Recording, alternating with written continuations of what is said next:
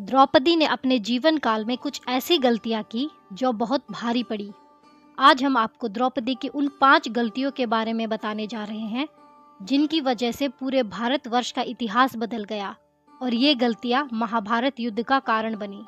चलिए शुरू करते हैं। द्रौपदी की पहली गलती ये थी कि उसने कर्ण को स्वयंवर में हिस्सा नहीं लेने दिया और साथ ही सूत पुत्र कहकर उसे अपमानित भी किया। द्रौपदी के द्वारा किए गए इस अपमान को कर्ण कभी भुला नहीं पाया और आजीवन दुर्योधन की दोस्ती से बंधा रहा। युद्ध में भी सब कुछ जानते हुए भी कर्ण ने दुर्योधन का ही साथ दिया। द्रौपदी की दूसरी बड़ी गलती ये थी कि उसने 5 पांडवों की पत्नी बनना स्वीकार किया, जबकि स्वयंवर में अकेले अर्जुन ने ही उसे जीता था। द्रौपदी ने कुंती और ऋषि व्यास के कहने पर ही 5 पांडवों से विवाह करना स्वीकार किया था। लिहाजा अगर द्रौपदी 5 पांडवों की पत्नी ना होती तो उसे अपमान का सामना नहीं करना पड़ता और महाभारत युद्ध नहीं होता। अब बात करते हैं द्रौपदी की तीसरी गलती की। इंद्रप्रस्थ में युधिष्ठिर के राज्य अभिषेक के समय द्रौपदी ने महाभारत के बीज बो दिए थे। राजमहल के बीच बने हुए एक मायावी कुंड में जब दुर्योधन गिर गया तो द्रौपदी ने उसको अंधे का पुत्र अंधा कहकर अपमानित किया था।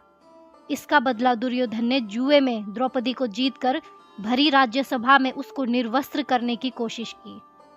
इसके प्रतिकार स्वरूप पांडवों ने बदले का निश्चय किया और महाभारत की नींव पड़ गई। अब बात करते हैं चौथी गलती की।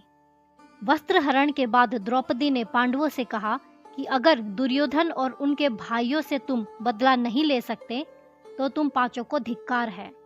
द्रौपदी ने भीम से कहा कि जब तक तुम मेरे केश के लिए दुशासन के छाती का खून नहीं लाओगे तब तक ये केश खुले रहेंगे।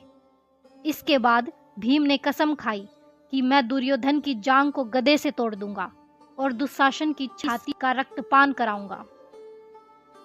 वहीं कर्ण ने द्रौपदी के चीरहरण के समय ये कहा था कि जो स्त्री 5 पतियों के साथ रह सकती है उसका क्या सम्मान। ये बात द्रौपदी के दिल में लग गई और वो अर्जुन को इस बात के लिए हमेशा उकसाती रही कि उसे कर्ण का वध करना है। अब बात करते हैं 5वीं और आखिरी गलती की।